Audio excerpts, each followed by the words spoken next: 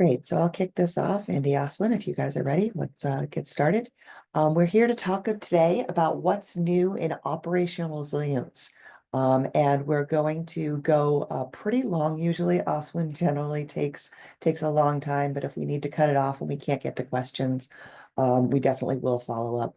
But what's new in operational resilience is exciting and interesting, and there's so many innovations that have happened. We'll try to get to as much as possible.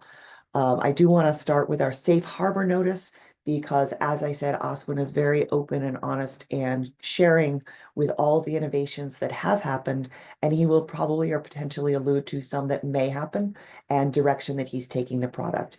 And if we do that and anything changes, we want to make sure that you're not making any investment choices based on those. So those are our safe harbor statement. Please read it, know it, love it, and we'll be, as I said, as transparent as possible because we want to give you the best experience so you know what's coming up so you can build your programs appropriately. A couple of housekeeping things. Everybody's placed on mute. Love to have people engage in the chat if you want to talk and kind of engage. But if you have specific questions that you want answered, we'd love for you to put them in the Q&A because that's easily trackable. And if we don't get to your questions, we can go through those after the session. The session is being recorded and will be shared in the ServiceNow community. And I think it's going to be shared on YouTube as well. So definitely, if you need to drop, go ahead and do so. And just check back in the community after the session. A couple days later, it will be recorded. And at the end of the session, you may be prompted to fill out a short survey.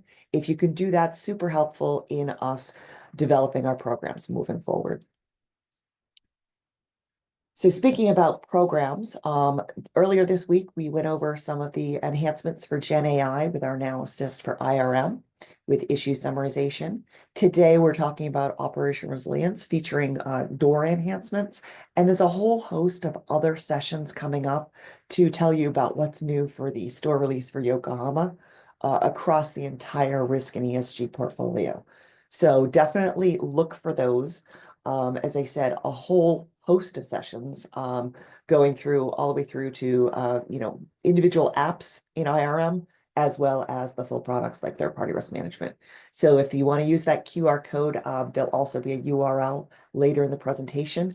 That should take you to our GRC events section where you can find out not only events that are happening in the community, but things that might be happening a little closer to home. So I'm happy to say that everything that we're talking about today is live and available in the ServiceNow store. So feel free to access that as your license allows and update and take advantage of these opportunities because, as I said, they're coming fast and furious. And our ideal is that people take these up when they want to in their program. You're not forced to move forward, but when you're ready, we're ready to support you with all of these greatest new enhancements. So let's talk about today's presenters. Oswin, I'm sure you guys are very familiar with. He runs the product development teams for not only operational resilience, but also BCM.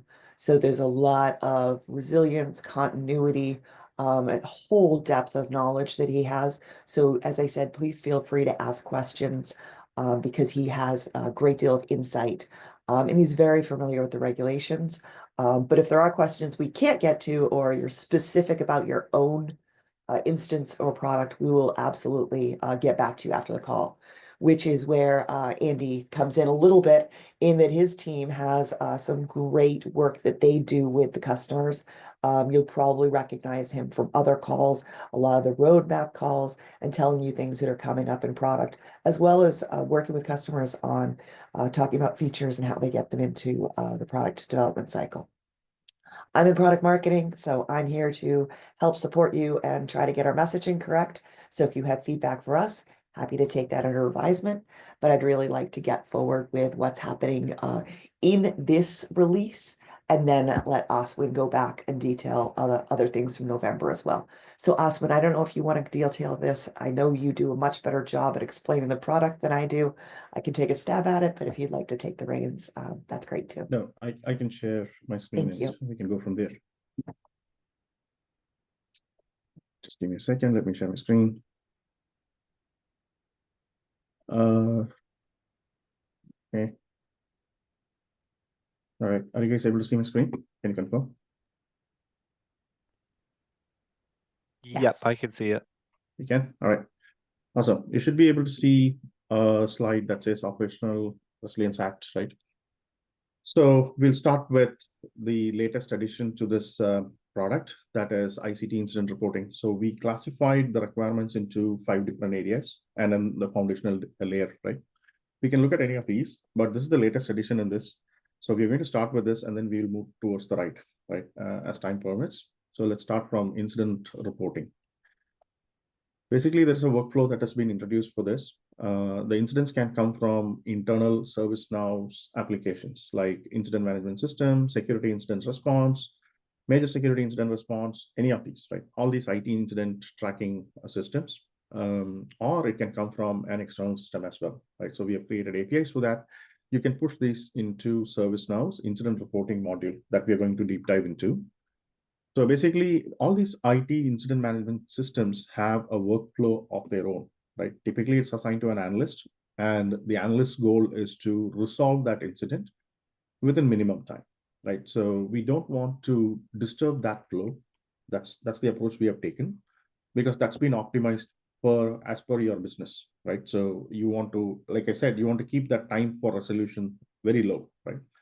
And there are a lot of information that needs to be collected for incident reporting when it comes to reporting these incidents in the template that's provided by the EBAs, right? The ESAs. So what we are doing here is once the incident comes into ServiceNow's platform, there is a set of business rules that we have created. I'll walk you by that. Let's say there are around 2,000 incidents coming in, right? And 1% of it passes through the rules. So let's say 20 of them, right? Then those 20 are assigned to an incident reporting analyst. This person can be from a compliance team, from a legal team, let's say someone who knows the regulation, who knows the incident landscape as well. It can be from any other team too, right? So this is the parallel workflow. So the IT analyst focuses on responding to that incident, tracking it to a closure. That is a typical incident management workflow, right? There can be multiple steps, but they are looking at the playbook, available knowledge articles, and closing it. At the same time, all these updates are flowing back into this incident case, and this person can view or review the 1% of the incidents that are getting filtered. They are potential cases that needs to be reported to the regulator, right? So they can provide answers to this additional questionnaire, which will classify that as whether it is reportable or not. Once it's classified as reportable, you start, gathering the initial report, which has a due date of 24 hours. Then the intermediate report that gets created every third day. And then once the incident is closed, there's a final report that needs to be provided within the next 30 days, right? So that is this flow. That's what we are going to look at now. And for that, I'm going to launch the incident management system. Let's say I'm going to create a new one, let's say, right? So let's go ahead and add a new incident. Just give it a second.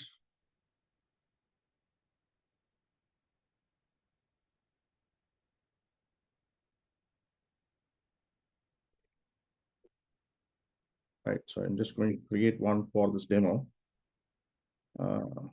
You fill in and let's say a color, and these are low at this moment. Let's say I'm going to save these, and you can go ahead and you can add related records, right? So you can go ahead and say these are the affected CIs, these are the impacted CIs, etc. So you'd be able to add these here. Let's say, I hope there are some information in this. Let's just add 5 of them, right?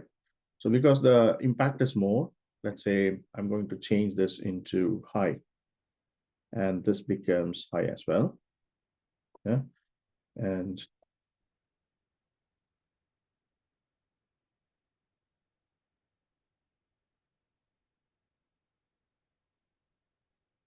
all right, so I've changed that, and let's say I'm going to save this. So this is, and give it a second. It's going to take time to submit this record. It's changed now.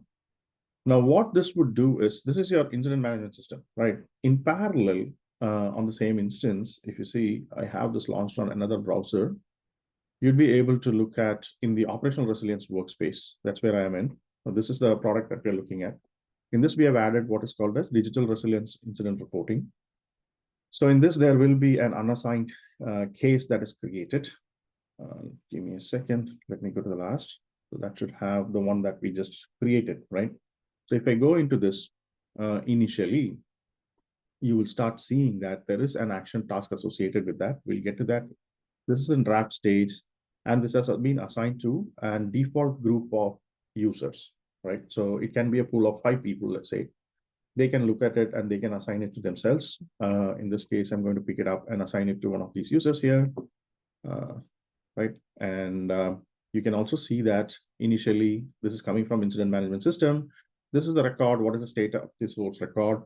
And you'd also be able to see when was it discovered, when was it reported, the occurrence can be filled in, and it has been marked as potentially reportable, right? So the reason this did go through, and it is tagged to a regulatory area, right? This can change. For example, there is a new regulation coming in UK. They're also following incident reporting. So whenever that comes up, you can create one for that. This is configurable completely. Initially, it is potentially reportable, and there is an, let me just save this in progress, right? And the action task will be assigned to a user where they would be able to pick up and run with this, right? So if you see, this has its own workflow. This is the first action task. The action task can be assigned to a user. In this case, I'm going to assign it to the same user, so we don't have to log in and out of the system. So let's just save that. In case it's a different user, you will have to assign it. That's why these steps are there in between. And then once you have assigned it, there is an assessment that gets created in the system, right? If you open up this assessment, you will start seeing all of those criteria that's being provided by the competent authority for classifying an incident as a major incident, right? So are there any critical services impacted by that? This will get automatically populated if there are critical services impacted by the incident, or otherwise the user can also manually answer this, right? Then comes whether what is the percentage of customers or clients that are impacted because of this incident? How many of them are impacted in absolute numbers, right? What percentage of financial counterparts are impacted? So this goes on. So this is all the questions that have been provided in that classification. So based on your answers in these sections, what would happen is there's a flag at the end that says whether this category of impact has breached the threshold for marking it as a major incident or not. And this is applicable to every single category, right? So you'll be able to see the second one, the third category is impact on data and data losses, right? There are multiple questions under that, and there will be one flag under this. Based on the answers, this will flip to yes. Same thing with impact on reputation, impact on duration and service downtime. This will get auto-populated if based on the incident itself, if you need, or you can keep it manual. And then there is impact on geographical spread. And then finally, the economic impact, right? So based on these input values, the incident will move from, I'm not going to answer all these questions now, but I have a record already populated. We will just look at that. Okay, just give me a second. So this is the one. Oh, sorry. Give me a second. This is the one. So which I had all these details populated already. So based on the answers, what would happen is the case itself will become from potentially reportable, it will switch to reportable. When it switches to reportable, there is an first questionnaire that is assigned to the user. So that is your DRI initial report, right? So this would get created automatically in the system. It will have a due date of 1 day, 24 hours from when it is getting classified as major. And that you can change, that you can configure. It will get assigned to the task owner, and it will have an assessment in itself, right? So you can go in and you'll be able to look at this as the task assigned to the user. There are common details about the incident report that you need to submit. as well as the initial report, right? In the initial report, you will see there are these date and time of detection, classification as major incident. And then you will also see what is the criteria that actually got breached that made this incident to be reportable or major. These are those different criteria that we answered in the first place, right? So all of that gets pulled in from the previously answered questionnaire or from the incident record, wherever the source is, and gets populated in this. Once you have provided all of these answers, what you can do is you'd be able to go and export this initial report into an Excel format. That's the format we are providing now. For example, okay, there we go. And you can just save it. This would create that report, and you'd be able to open it from your local computer. You'd be able to share this with your regulatory authorities, right? So that is your initial report. Initially, this would come up with all these details as the columns and the values provided as the second row. This is the default template that we are shipping, but this can change. I'll explain you how this can change or how you can configure this pretty easily. So this is driven, and the questionnaire that we just saw, right? This is driven from an configurable questionnaire that we have created. We'll see how this is getting created. So once the initial report is done, then intermediate reports get triggered. The task to collect the data for the intermediate report gets triggered every third day the incident is open. Once the incident itself is closed, the final report will be kicked off, and the due date will be 30 days from that date. That's the whole process or workflow that we have created by default. The users also can intervene between this workflow, and they can go and create one-off records or tasks to collect data, right? So that is the idea. Now, looking at the questionnaire itself, right? So this is what is a new addition that's called the assessment workspace. So this will be accessible by the administrators. And here you can go ahead and create these questionnaire templates. So for DORA, I've created 4 of them. The first one is the regulatory assessment of the incidents. So in this case, I can go in and I can see what are the questions that are part of this questionnaire. You can create them. We ship this by default automatically. So these are the sections, and these are your questions under that, right? So you'd be able to add what are the questions here. You can take a copy of this, and then you can change the questions according to your business or your organization. So we have just aligned it with the regulatory response, I mean, the regulatory requirements, right? So you can change it as well. So if you have multiple regulatory bodies that you need to report the incidents to, let's say NIS2 or UK regulation, you can make a copy of this, you can add the variations to this, and that can be used to collect the data for different regulatory requirements, right? And in this, we also have many questions that are automated. So this is the first questionnaire where you would be able to classify the incident as major or not. That's the approach I've taken. Now, if I go back, you will see there is one for the initial report, right? In the initial report, I have 2 sections. One will be called the common details. That is around the who's submitting the incident, right? The LEI of the entity submitting, name of the financial institution, primary contact, secondary contact, all of these. And then comes the incident details, which is initial report. If you see here, you'll be able to see that this is the date and time of the detection of the incident, right? The format in which we are expecting the answers is in date time format. And there's also an opportunity for you to go and automate this. So what we have done is, wherever possible, whatever details are already there in the source, the incident record itself, we have automated that. Wherever you see this is enabled, you can go and check what is this and where is this getting pulled in from. So this is basically getting it from the incident itself, and when was it opened at, right? So that becomes the automated answer, but the user can override it. There's a setting for that too. So you can provide for each question, you can provide the description, the guidance for the end user to take these questions and move forward, right? So these are the initial reports. And if you add additional questions here or sections into this, right, that will automatically change or get pulled into the final download, basically. So if you are adding a different kind of a question and or a section, each section is a tab here when it gets exported. If you see here, this is the same example, right? So there are two sections, common details and initial report. The framework works like each section will get added as a tab, and inside this section, there are multiple questions. Each question is a column here. The answer provided by the end user for that incident will become the value for that column. That is how generically we have built this.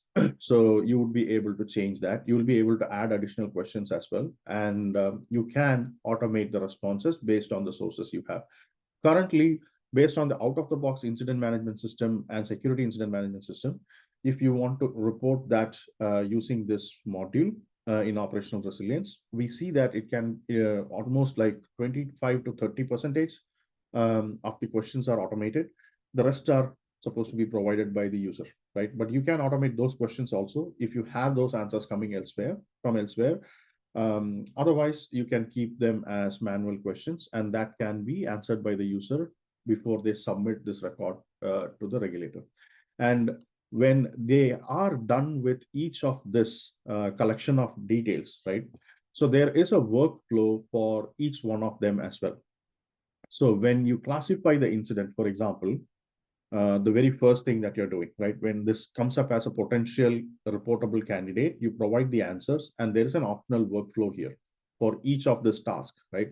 So once this is reviewed and completed, then you can say this is done, and then the next task gets kicked in automatically. So this also has its own workflow because you're submitting the data to a regulatory authority.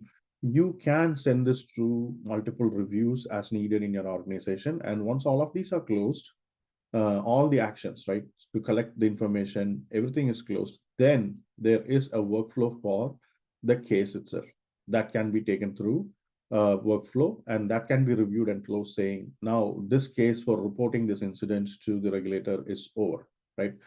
Now going back to the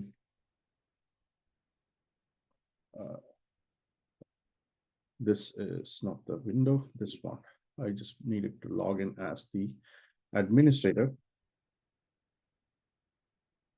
So what we have done is we have created workflows for these different sources that I was talking about, which you can again copy and you can change the values, right?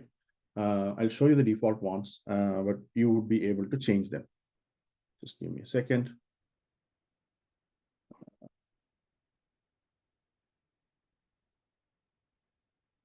So all of these flows starts with the word digital. And you'd be able to see there is a security incident workflow. There is one for incident management. Whenever there is an incident that is getting created or updated in the incident system, that's the trigger, right? Currently, we are just shipping with priorities high and urgencies high, or if the incident is open for more than 24 hours, or if it is a repeating incident, right? Then we will create this potentially reportable case in the new module. That is what we are shipping it with. But you can, of course, pick that up and change these filters, as well as you would be able to change the target records statuses and set different fields in there automatically. So this is how this whole application works. Now, if there are any questions, we can take them up before we move into the next module. Let's see. Andy or Ross, do you have any questions? Actually, Andy's been answering them live. Oh, okay. So the only question that's still he hasn't gotten to yet is can you import questions from Microsoft Excel, or can we create them one by one manually? Yeah, so currently this is manual, but there is an upgrade coming up in this year itself where you would be able to import this questionnaire. That's one. Number two is this is already live. This is in the store. You guys would be able to go download this. The only thing that you need to make sure is you have IRM Professional or IRM Enterprise license, and you will be able to download Operational Resilience Workspace. And as part of Operational Resilience Workspace, you would get these different items, right? So in this, there is going to be digital resilience incident reporting. We did not call it specifically DORA because this is getting adopted across the geographies, and like I said, UK is already coming up with a very similar approach for incident reporting, right? So we have kept it digital resilience incidents reporting cases, right? That's what we are calling this. That's what you see here, right? Digital incident reporting cases, which is generic for any IT incident that you want to report to any different regulator. You would be able to use this module. And in fact, there are customers who did speak with us who said, we have one incident, but we need to report it to two different regulatory bodies or authorities, right? This framework is built for supporting those as well. So you'd be able to analyze it for both the regulatory bodies, say one of them is reportable, one of them is not, or both are reportable, and then you can collect the data in different formats, different templates, and then download the template as part of this module. So that's the flow. All right, I think we have answered the questions around this. Now, let me go back to where we left off in this PowerPoint. So like I said, just to sum it up, the incidents can come from any system. By default, we have created workflows for the incident management application, as well as security incident and major security incident management applications at ServiceNow. They have their own workflow. We are not disturbing that. But there is a filter. That's the one I was talking about when we were looking at this. This is where you're setting up that business rules or filters, right? So if it satisfies these rules, then a case is created, assigned to a user, because again, if you see the assessments, right, it's a lot of questions. So not all of these will be available with the IT analyst, right? So it talks about what's the impact of reputation, probably needs someone who has the knowledge and someone who can answer these questions, who will be able to provide these answers, right? It's not available as part of your incident system itself. It could be geographical spread, impact on the economy, etc. The IT analysts here, we are not disturbing them. They are going to work on solving the incident, but rather another analyst who would have a flavor of what the regulatory requirement is about, as well as the business impact, would be able to answer these questions.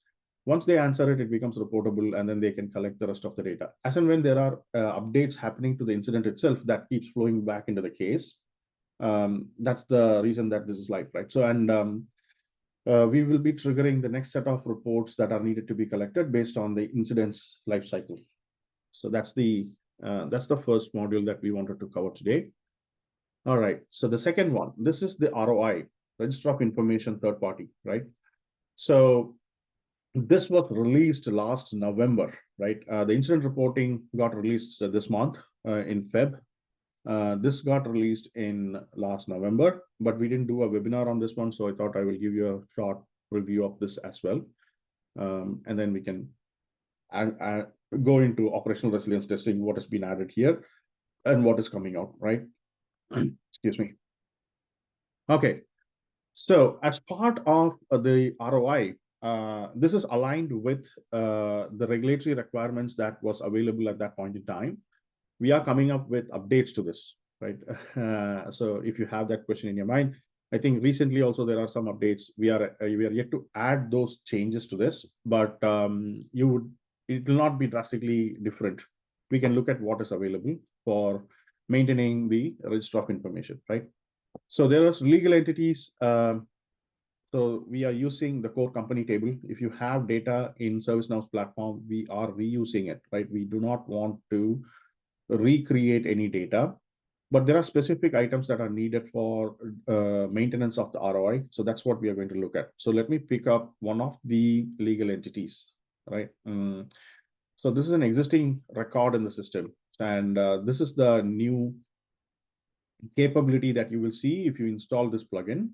So this captures the detail of the legal entities to be maintained according to the register of information, right? So you'd be able to see what is the LEI of the entity. You'd be able to capture that legal entity identification number. You'd be able to capture name of the entity, the country of the entity, type of entity, etc. So all of this we have made sure from the ROI we have added them as drop downs and lists, so that you don't have to key it in manually, make mistakes, right? You'll be able to set whether it is an ultimate parent, subsidiary, or other options that are provided by the register of information. Again, when was this last updated, date of integration? If this has been deleted from the register, If no, it's set to the default value that's provided as instructions by the template, the currency, and then the value, right? So this is the details that are needed for every legal entity. And you can capture the branches, basically, if the branch is different from the headquarters, right? If you want to add it in your register of information, you'll be able to capture the details here. That's the branch part. Now, let me go into the functions. So functions is something new. Basically, it is a representation of a service, a business capability, or a business process, right? That's how we have done this, or it can be a standalone thing as well. So there is an function identifier as provided by the regulatory template. It starts with F and then the counter ticks to 1, 2, 3, 4 kind of stuff, right? There is a number that's generated in the system for unique identification. This is ServiceNow internal, right? And the digital resilience information, this section is pretty common. You'd see a name for the record description, who's the owner, business unit, etc. This is ServiceNow internal details. And then this is the details that are required for your ROI, right? So you'd be able to see the licensed activity. In this case, I've selected payment services, right? And you would see there are 128 of them, which is included in all of the licensed activities that is provided in the ROI template. We have loaded it, preloaded it, so you can just start using that. If you want, you can tweak it as well. That's configurable completely. We can look at that once this demo is done. The function name gets added. You can say what is the LEI that this is tagged to, the function type. So this is where you would say whether this is a business capability, a service, a process, a service offering, or this is an independent thing. In this case, I've selected business service. So I can select which service is this representing in the system, right? What we have done is we didn't want to go and update the business service record with these details, right? Or the business capability record with these details.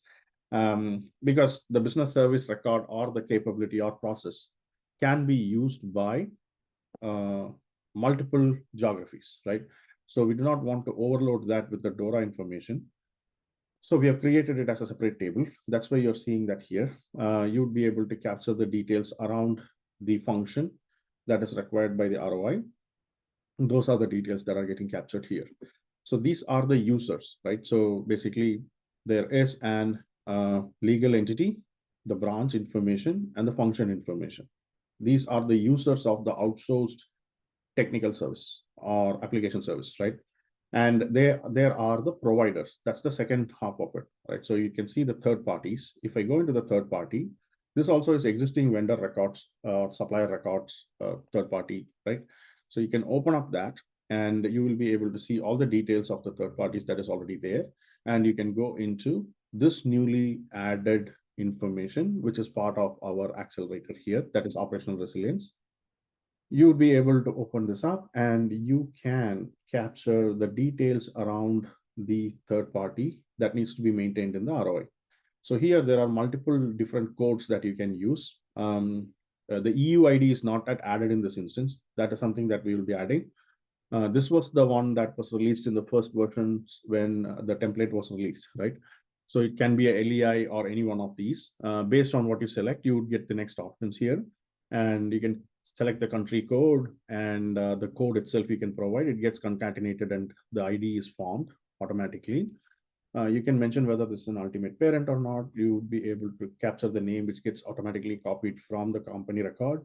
What type of ICT services are you outsourcing to them or what they are providing? If it is an individual person, then these details go in the country, the currency, and the value of the contract, right? So you'll be able to put that in. Now you have the users and the providers. The next thing is how are they connected, right? So they're connected through contract record in this case.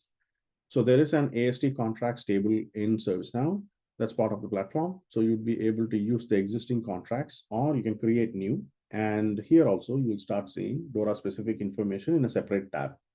This tab gets added when you install this application called operational resilience, right? That's the new capability that we have added.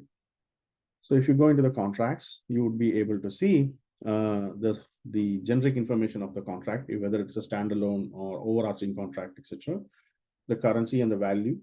And you would be able to also see who's making use of this ICT service that is getting outsourced, right?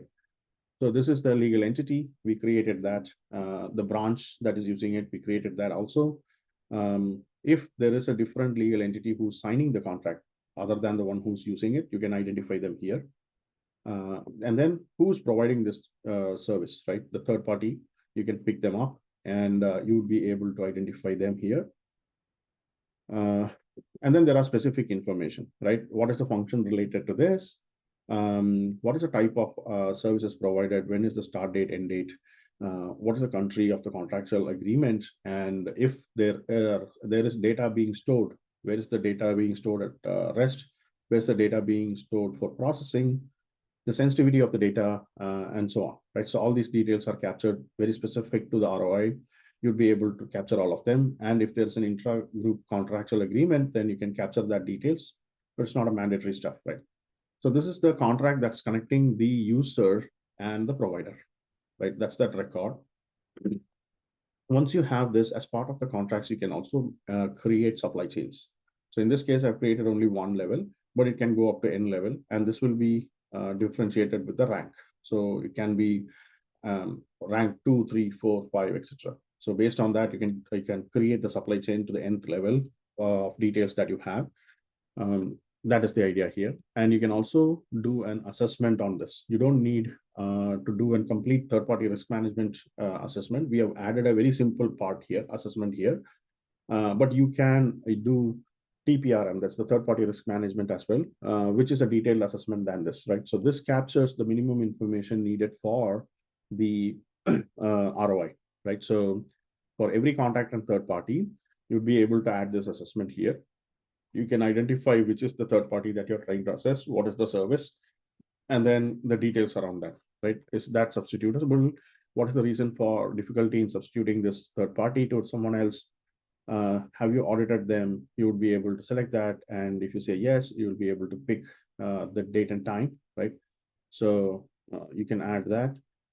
You can add whether there's an exit plan, what is the possibility, what will be the impact of discontinuing this ICT service?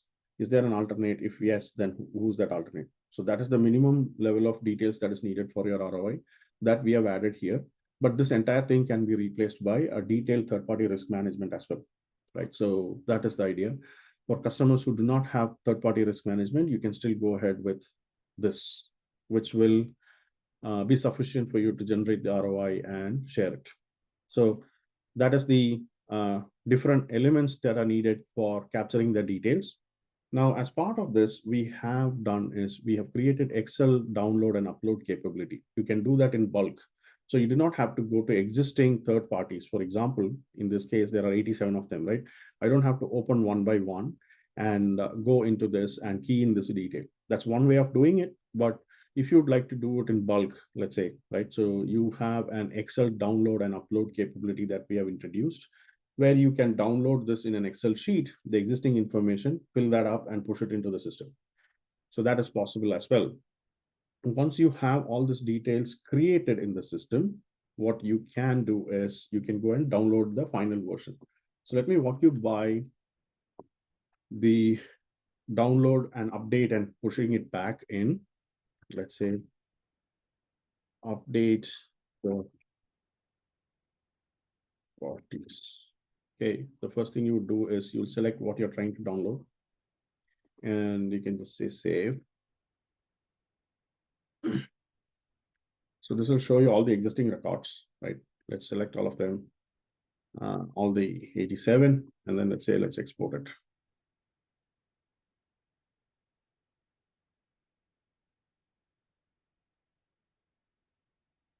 Yeah. So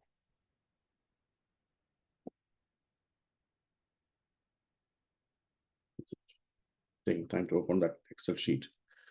Just give it a second. Okay, there you go. So there are instructions on this, and sorry. There are instructions on how to go about filling this Excel and pushing it back in, as well as you can look at the details that you need to correct, right? So if the DORA information or ROI information is already entered in the system, you would start seeing the value of this column is actually an ID. If it is not there, it will say it is -1, right? So we can add, for example, these details, right? So I'm going to copy this data. so that we don't have to create it again. So all of these, right? And let's say we just paste this here. This says his brother. I'll just keep it like that. But I think you get the hang of it, right? So you can edit all of these. These are all individual third-party records in the system, Acme, PhotoClick, whatever, right? So you'll be able to enter this details in this Excel sheet, save this, and you can go back into the application and you can upload this information into this again. So I created a download request, right? Similar to the download request, you can also create one for upload the edited PPPs, right? You can also see the instructions here. So in the order that which you need to be processing the upload, we recommend you go first finish the entities, then the branches, then the functions, then third parties. If you have TPRM, then you will also be able to track it at an engagement level. Then contracts, then supply chains and assessments, because there are cross references of this. The legal entity gets referenced in the branches and functions. Third parties gets referenced in the third party engagements and contracts. So, this is the particular order we recommend you create these in. And in the Excel sheet also, like I mentioned earlier, the first sheet for all these type of records comes with an instruction sheet. You can look at that part. And I think in the current release, we have also added an example value. So the user can easily go ahead and fill that up, right? That is the idea. So in this case, oops, sorry.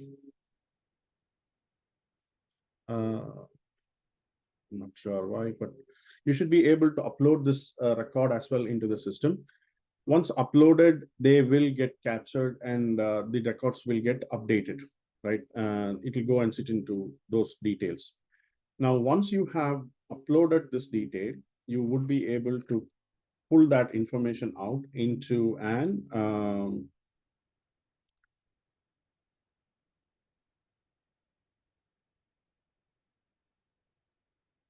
the ROI, right? You'd be able to select third-party information register, in which case you are asked to fill in who is downloading this report for which competent authority, right? And what is the reporting date, right? So that's the minimum information needed for the cover page, right? The first tab in that ROI.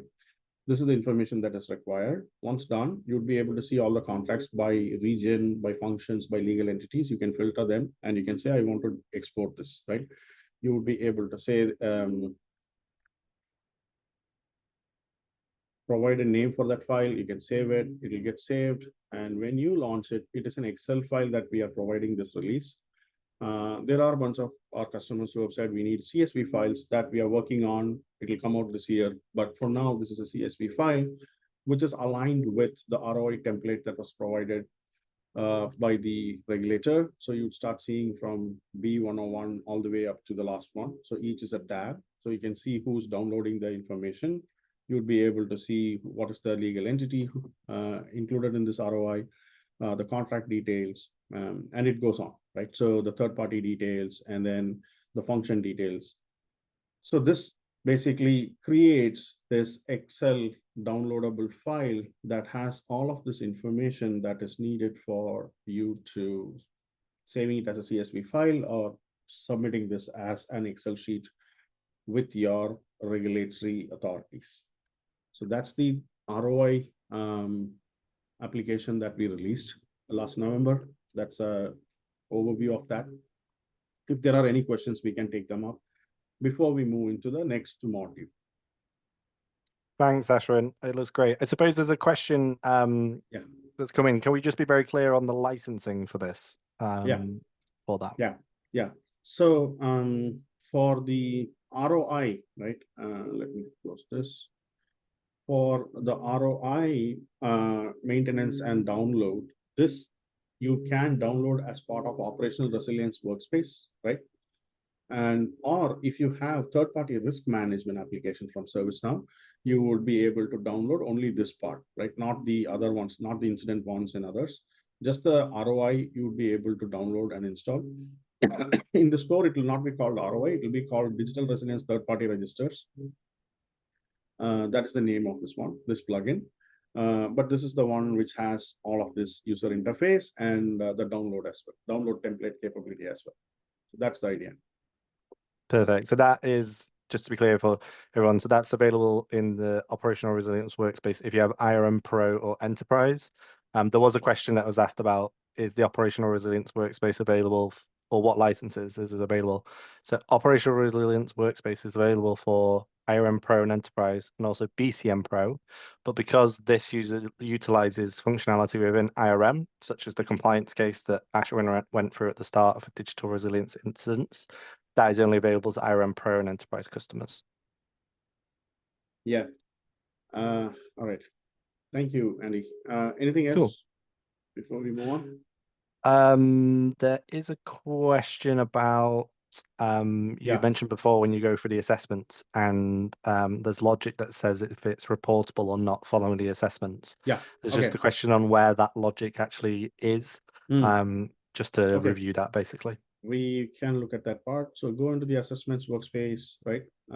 This is from the incident management, by the way, the topic we discussed earlier in this session. So you go into the assessment workspace and you open the questionnaire, which where you are assessing whether it is reportable or not, right? This is the questionnaire. And then in the automations, if you go, you would see that there is an automation here. This is the filter. Basically, we are saying if or conditions, and based on this, if the financial impact is greater than 100,000 euros, or if the so any of the impact categories is set as yes, right? Any two, basically, or the first condition is if the any critical service is impacted, or you're looking at these different combinations and conditions, right? That's where you're saying basically in this, just give me a second, let me try to explain.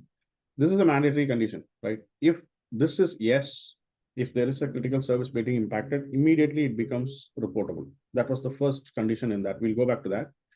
If this is no, then you're going to look at if any of these two categories are breaching, right? That's the last question in every category, if you see, whether it's breaching this category or not. This is driven by these questions. So once you have created this flag in every single category, what we have done here is we will check if this is breaching. That is the if condition that we were looking at, right? So if you go here, if the critical services are breaching, then immediately the reporting status will get changed from potentially reportable to reportable. Or we will check if this section and this section is yes, or the other two section is yes, the other two section, you can build this, right? So I hope you guys get the way this works. So it's a simple if else condition. And then if this is met, then you will be able to go ahead and say, what is the change, right? So there is an flow that we have created for this. You'd be able to use that and set that flag in the digital resilience report, incident reporting case, right? So that you can set it as it is reportable. That's where the logic is. Perfect, that's great. That. Thanks. I think it does, Ashwin. That's great. Thank you. And yeah, that's part of the smart assessment engine that the new automation features were released in Yokohama. Yeah, that's true. All right. So the last one, basically, we looked at the third parties, we looked at the incident reporting, both of them. The next one is your this one. Let me also mention this information about the third-party information register before I get to the last piece. We saw the Excel export and import, right? Where you can download the details of this information in bulk, update it, and you can push it back in. There's an Excel-based upload capability that we have enabled. There's UI. That's the one we went through, basically these ones, right? So this is the UI where you would be able to capture all this information one by one. You can verify the information that is uploaded as well.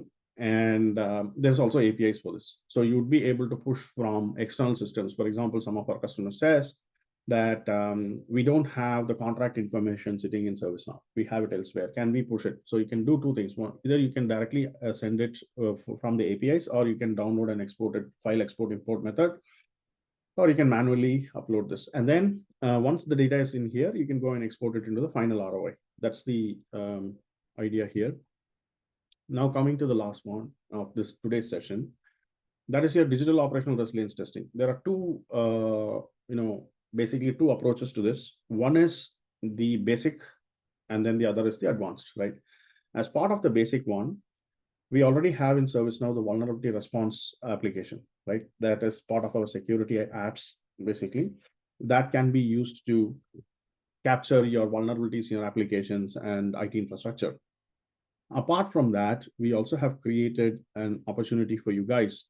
If you do not have the vulnerability application, or if you want to capture manually the vulnerabilities, right? So you'd be able to capture it using this operational vulnerability module.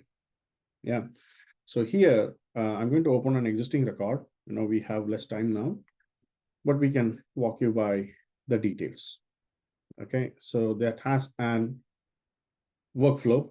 Basically, there is an new stage, and then there's an assessment.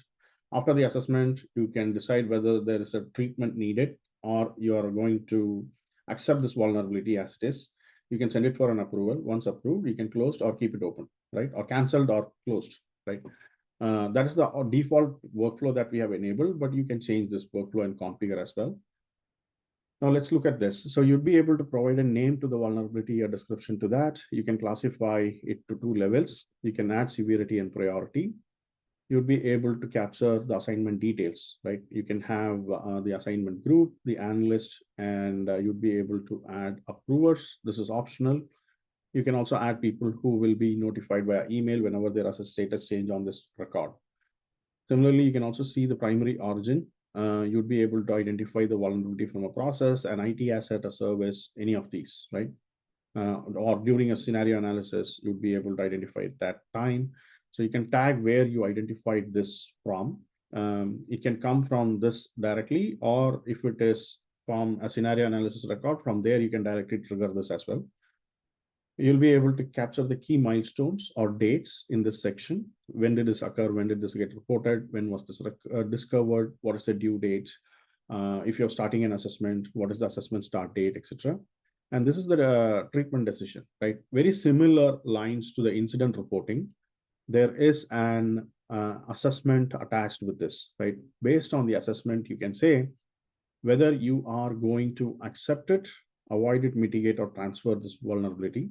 Let's say if you want to mitigate it, you would be able to trigger the mitigation task for this, right?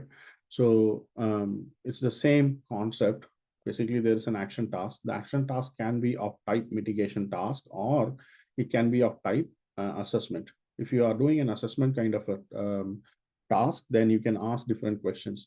What are the impact on business services? How many, what is the reputational impact of this if we do not fix it? What is the budget? Is there additional budget needed for fixing this vulnerability? What is that budget, right? You can ask different questions based on your organizational needs, and based on the answers, the same concept here, right? Based on the answers provided to that questionnaire, you would be able to set up conditions and say the vulnerability status, treatment status has to change to be mitigated, or to be accepted, or to be transferred or avoided, right? So you can create that rule, and based on that, this treatment decision will be automated. And once it is automated, you'll be able to take further actions, right? And you'll be able to push this through that workflow. As part of this vulnerability, when you add, in this case, I added an digital banking process, right? This is the source or the impacted item.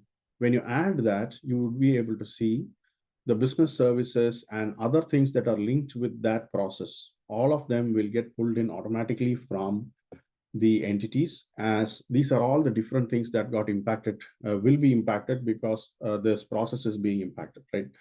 The parent processes or services that are linked to that process will get automatically pulled in. So this will be the impacted area. Once this is created and the impacted areas are identified, this vulnerability will be tracked as a red flag for all these business services that are getting pulled in. So that is the operational vulnerability application that is part of operational resilience. So these are the 3 new capabilities that got released last November and this this month, right? So those are the 3 things.